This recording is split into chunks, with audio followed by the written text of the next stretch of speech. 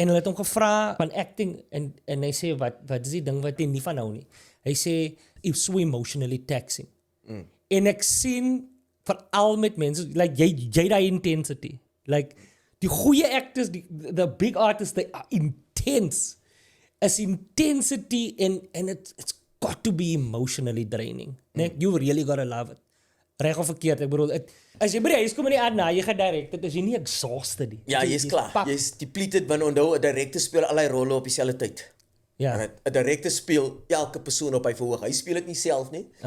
But he is sitting here guiding all of those emotions, managing every actor, every ego, every personality at the same time. Ja. Right. As jy op 'n TV set is dit nog erger because nou jy 'n crew aan hierdie kant en jy het actors aan daai kant. So, almal speel na dieselfde oomblik toe. The moment we bow and they clap. Right? En Marius Weyers het altyd gesê, as hulle hande klap kan ons môre weer probeer.